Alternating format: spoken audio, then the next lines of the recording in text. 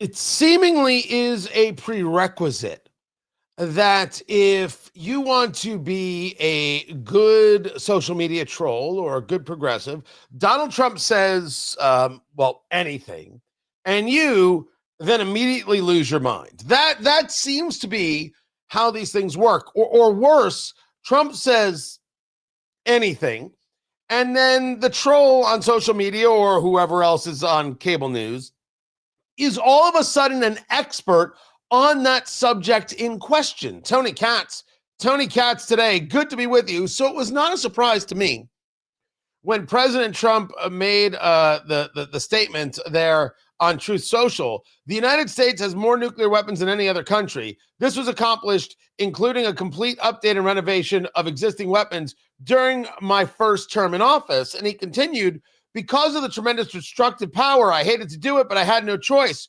Russia's second and China's a distant third, but will be even within 5 years because of other countries' testing programs. I've instructed the Department of War to start testing our nuclear weapons on an equal basis. That process will begin immediately.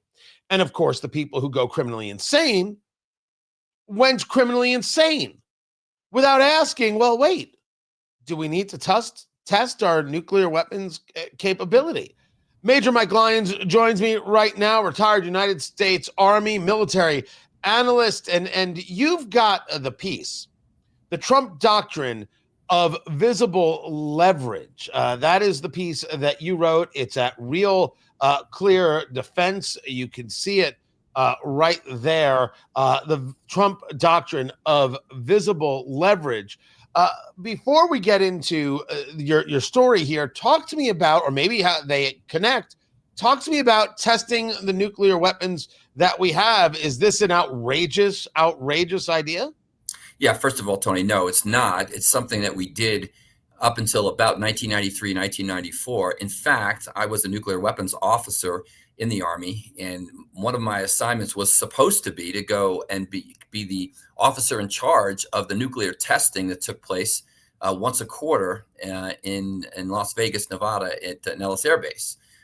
The businesses would bring their equipment there to test it, to see how it reacted against EMP and the like, and how it would respond. So we used to test this all the time. It's important. And in fact, since we haven't done it in 30 years, and looking at new weapon systems that like likely nuclear weapons can be put on, and also nuclear power be used, I think it's a good idea.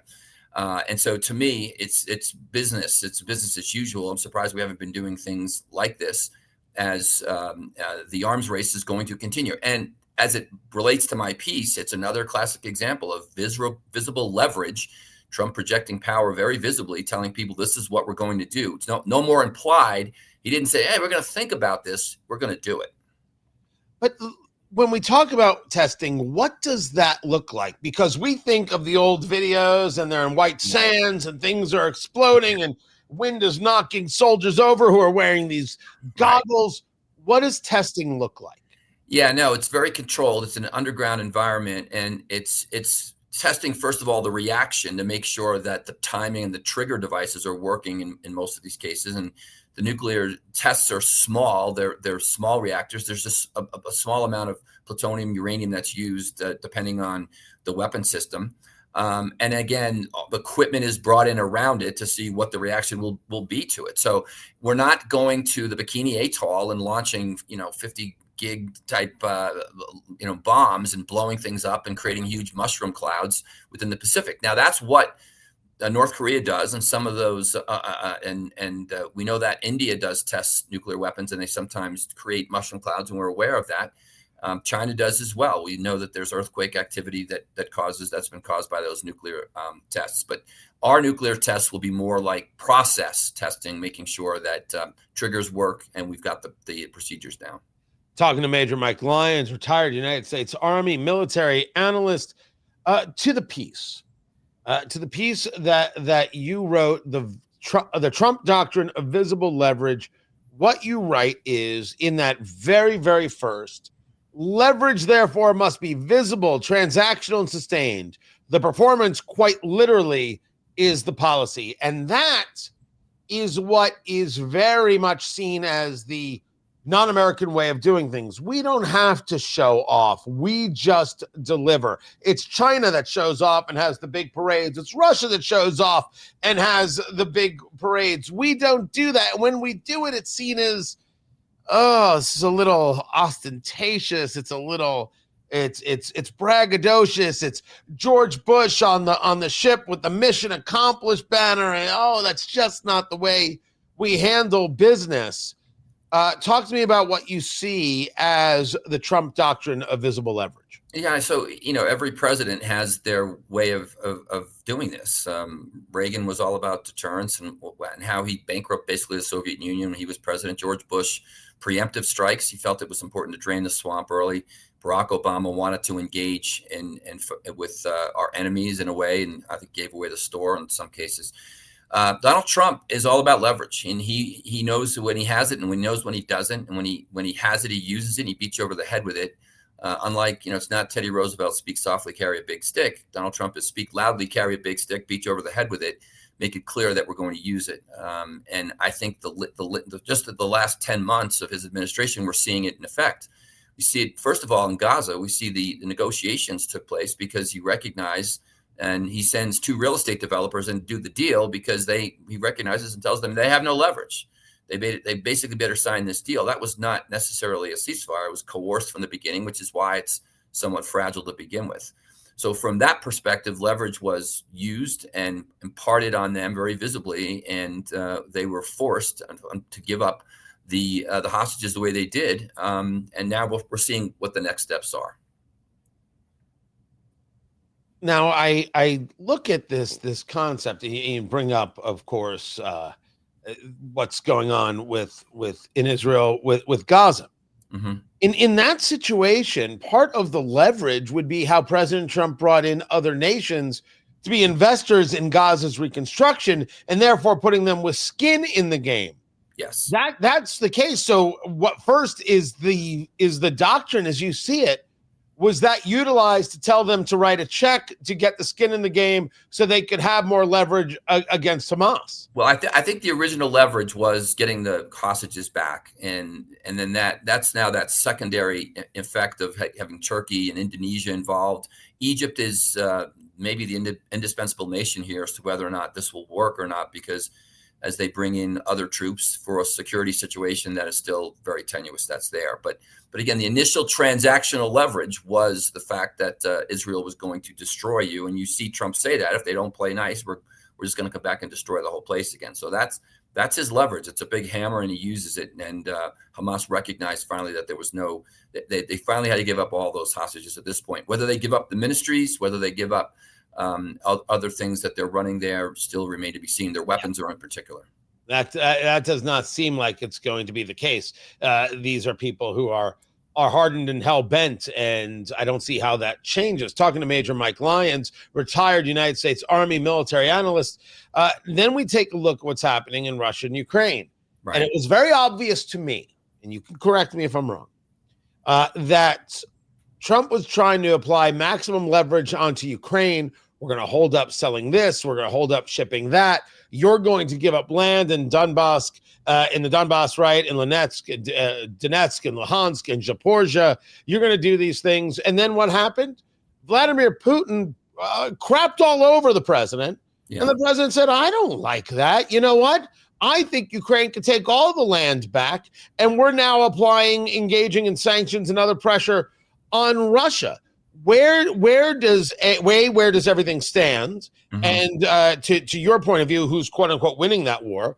And then to the extent that you bring up the Trump doctrine of visible leverage, which people could see at realcleardefense.com, where is Trump gaining leverage, and is it effective?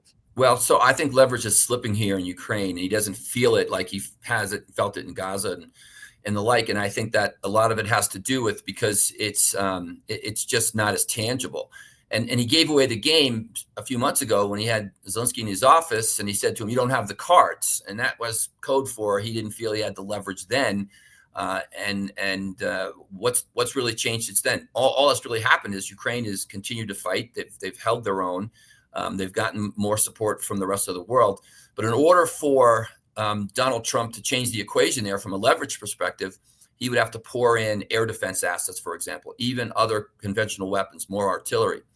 And he still hasn't implemented those strict economic sanctions. So Trump, if he puts that power in play, and if he does that, then he just doesn't confident enough that it's going to stop the Russians from going. So I think that's where he looks at this and says, maybe I got to cut bait here. Maybe I'm not going to win this. So I've got to save this leverage for something else. Now, you heard Vladimir Putin say the other day that he's created this nuclear powered cruise missile that can go for 12 hours that can pierce any air defense system. And that was the message to the West, saying, if you decide to come in, if one of the leverage points is if you decide to come in and put a NATO-based air defense system across Ukraine, he can still attack it. So again, he doesn't feel it yet in Ukraine, which I think that's why the situation keeps going. I when you say he doesn't feel it, you mean Vladimir Putin? No, I mean Trump. I don't think Trump feels he's got enough leverage in order to make Putin stop. And Putin is not going to stop because it doesn't appear that there is enough military assets on the side of Ukraine that he could still grind this out from Russia's perspective. Well, isn't that supposed to be a conversation about NATO, and we're selling the goods to NATO, and NATO is going to then utilize the goods really with a European force within Ukraine? Isn't that where supposedly the leverage has kind of come from? Yeah, but that seems to be kind of wallowing in Novocaine right now. That's not operationally been working. What Ukraine needs is air defense systems. They need missiles. They need deep strike capability, more aircraft, and the like. That's not necessarily coming from NATO. What would also help is those economic sanctions, but Europe is still very much dependent on Russian energy, which is a whole other strategic problem to begin with. One of them where all this, in a lot of ways, the issue with Europe and the conversation regarding the funding of NATO begins, talking to Major Mike Lyons, retired United States Army military analyst. If there is, the idea of visible leverage, show everybody what you're capable of, so they don't think of engaging in something that would be hurtful to us, and they understand that the repercussions would be fierce. Very often, you do this to stop something before it starts. Can we point to anything where your view of this Trump doctrine of visible leverage, Trump's methodology, has stopped something before it started? No, I don't think he's been I don't think he's been president long enough. Let me think about that. Maybe he claims that's a very good point. This has just begun. Yeah, and the thing is, because most people critical of Donald Trump doesn't think he has any strategy. They just think everything's a transaction. I just think this is actually strategic. I think what he's doing in the Caribbean is another good example. Getting well out in front, deploying a carrier group, for example, the ultimate projection of power, the ultimate in gunboat diplomacy, cutting off economic sanctions to Colombia. And now my only downside to this is this is not Panama of 1989. This is not Noriega. I mean, Venezuela is a real country. It's got a real military. It's got real military assets. And he talked about invading on land. We can lock down all we want on the distribution of drugs coming from South America in the Caribbean, that side. And the Pacific, now that we're attacking on that side, means Colombia is more involved. But it's 2,500 metric tons a year that come out. It's still nothing with regard to what exactly we're making a dent in. So I don't know. I'm curious to see where the Caribbean goes, but it's clearly leading with visible leverage and making sure that everybody knows that we're ready to go once the time comes. A solid example. Major Mike Lyons, retired United States Army military analyst, MAJ, Mike Lyons, Lyons, on the Twitter X. You could follow him there. More to get to. Keep it here. This is Tony Katz Today.